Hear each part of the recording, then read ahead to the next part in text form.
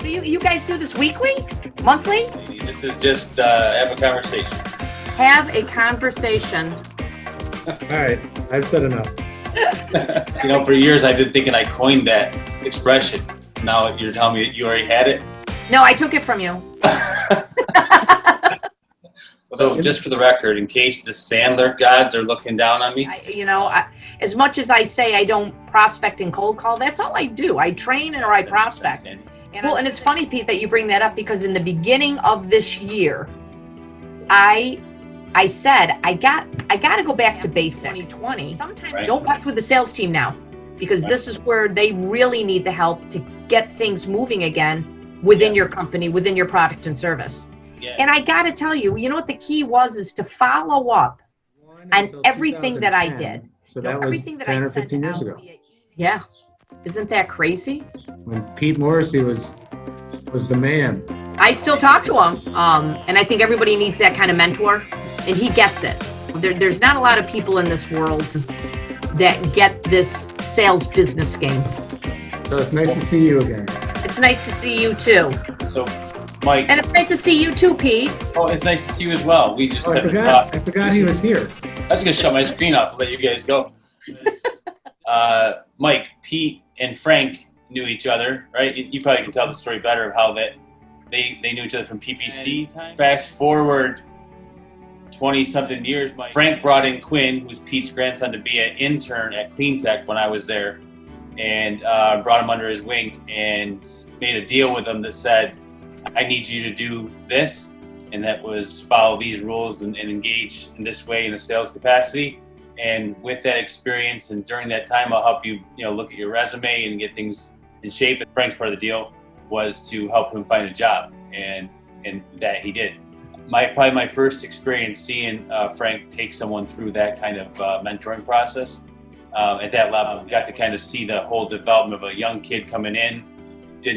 Had good bones, right? He was outgoing and sociable, but just needed to be cleaned up in a Frank Parillo fashion. So, and he did that with success. What were the components of that, Pete? Just taught him the right behaviors, right? It might be a little self-leading too. Sandler was front and center. He used Sandler with everything. He bought my company in 2010, and the first thing he did after the deal was closed, was tossed me a packet of CDs that were to go in my car as I drove around building relationships. And I was like, what in the hell is this stuff? At first. And then I put the CDs in, and mile after mile, CD after CD, the information trickled in to a point where it's in the backdrop of everything I do. Well, on top of, you know what it was? It wasn't even that, because you did it. That was the behavior. But he reinforced it situationally. Yeah, the coolest part is when you can read about it, know about it, speak about it, and then you do it instinctively, or it can be articulated from somebody else that said, look what I just did. You recognize that. And Frank's his teaching method started out very simple with me. It was, Pete, I need you to know 3 things. Oh, okay. What? Yeah, I can do that. What is it? Pain, budget, and decision. He said, every time you leave this building and come back in, I'm going to ask you those three things. If you can't answer those questions, one of those questions, you got to go back out. Quinn was very well prepared already, just his demeanor, how he was raised. There was definitely ownership of, he had pride in who his grandfather was. So it wasn't like a college kid that was coming and going, oh, what am I going to do this for? You know what I mean? He saw the value in it, and I saw him hustle. Where I gave him a lot of credit for it, he would sit in an open space with a complete audience of people he didn't know really that well, and have, do cold calls time after time, and cold calls can be pretty humbling experiences, I think. And to do that in front of a group of people, I give him a lot of credit, man. He took after what Frank said, and I think today he's the regional sales manager at Belden, which is kind of ironic. You know what the key was to follow up on everything that I did.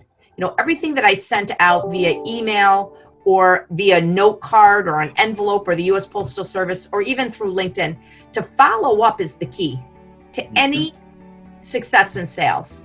You can't just send something and expect a call or a response. You got to follow up and say, did you get my letter? Do you have a question?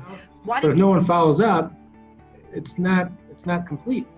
Right. And they say, statistically speaking, most sales professionals stop following up, even if they start following up, after 3 times. And they say, statistically speaking, it takes 8 follow-ups before you get at least that connection going, that contact. So what are you using for a CRM to make sure that? Right now, I'm using a HubSpot. Even a shout out, but man, for a free platform, very, very robust, very impressive. I can't believe how much you can do on that format. It's unbelievable. Tell me about the boot camp things. I know. What have you done? Is it the same exact program, or tell me a little bit about it? Well, I had to change it up a little bit because it was an all-day boot camp that we did when you guys participated.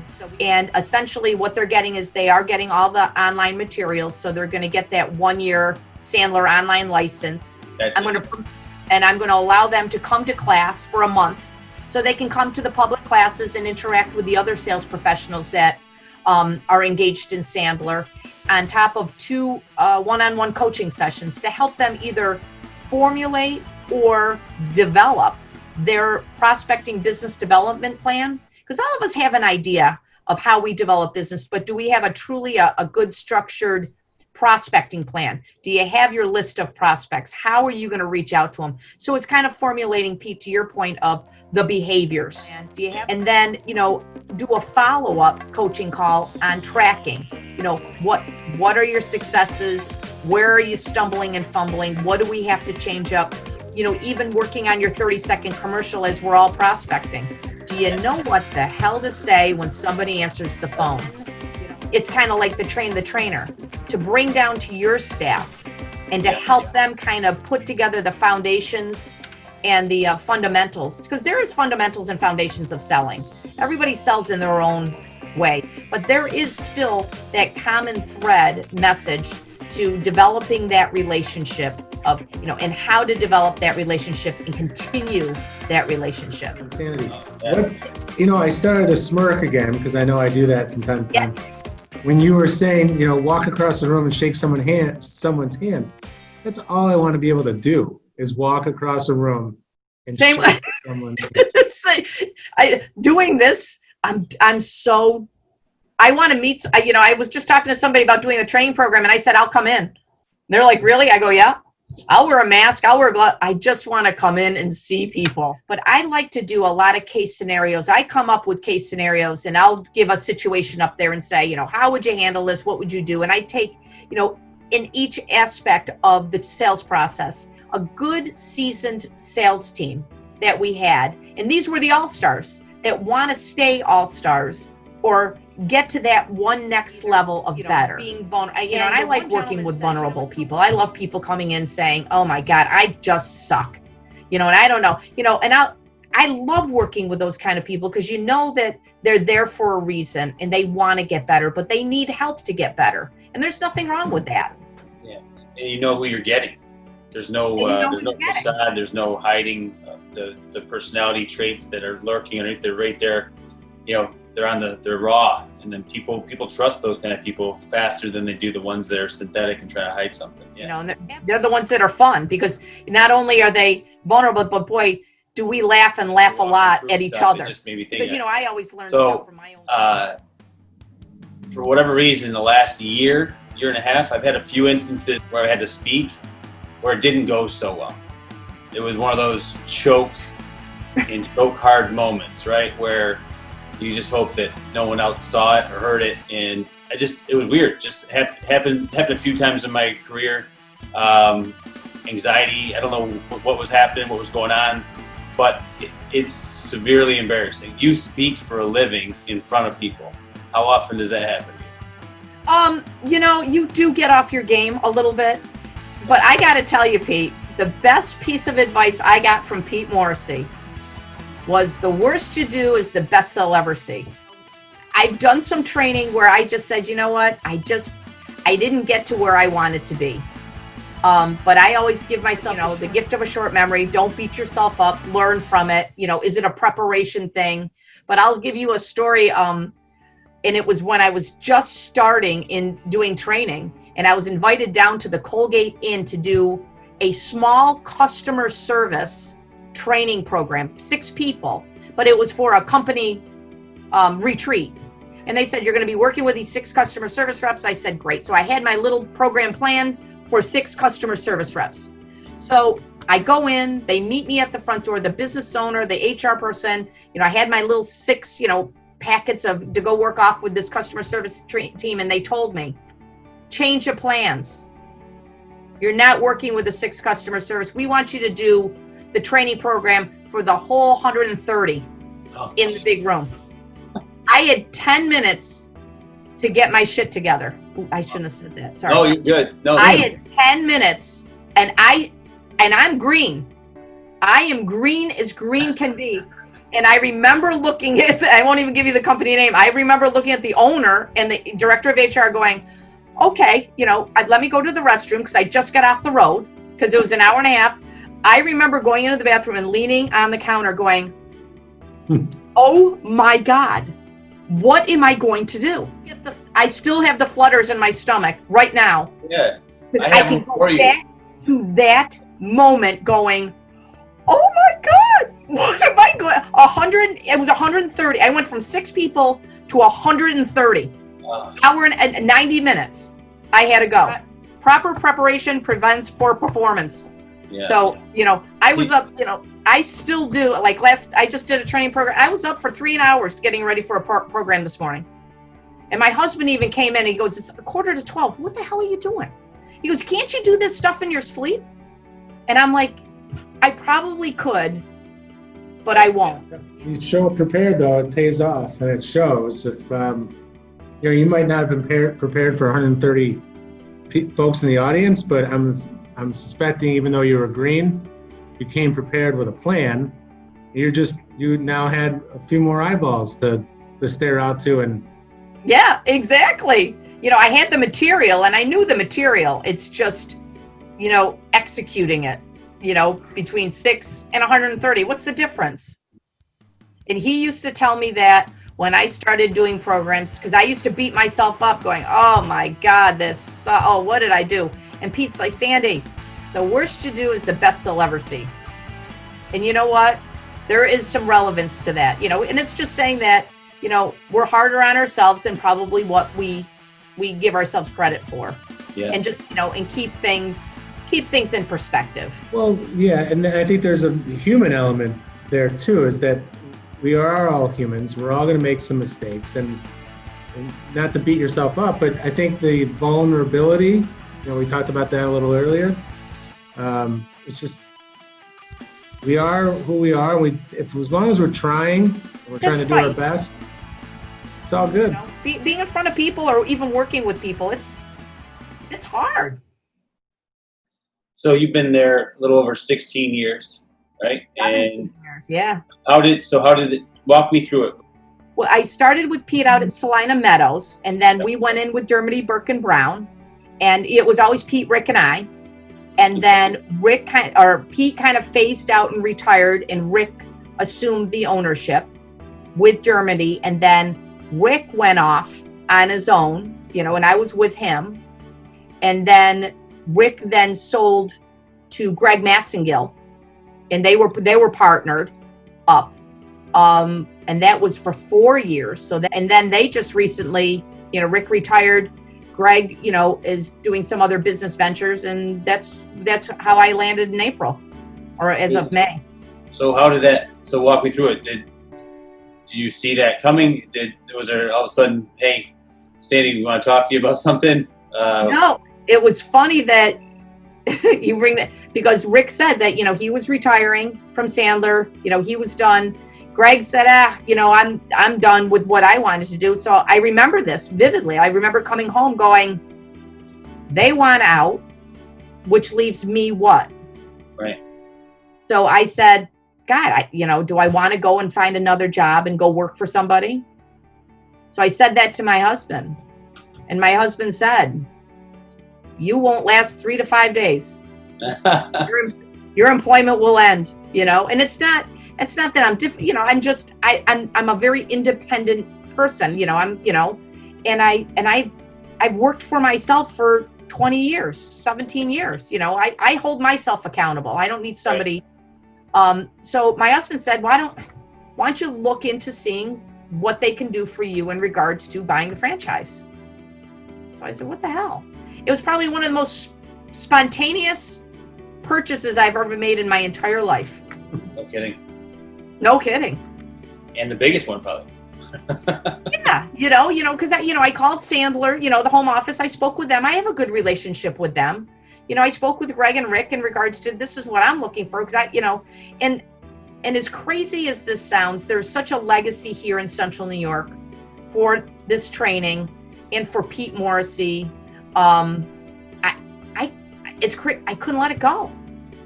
But you just got to do what you got to do, and that's kind of how I look at it.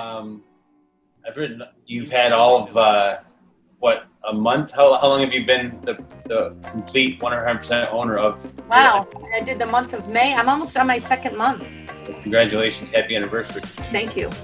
So, what's next in the plan? What are you phasing towards in terms of different marketing? What's on your mind?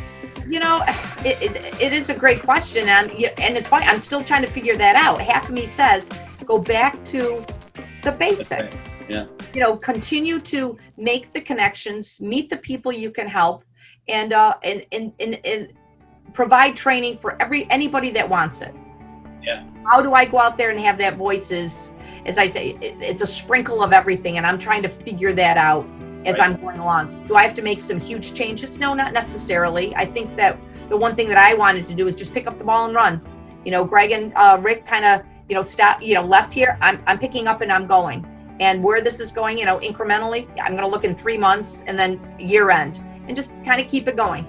Yeah. And in light of everything that we've gone through, which is just this worldwide pandemic, it still blows me away that we're all still existing through this.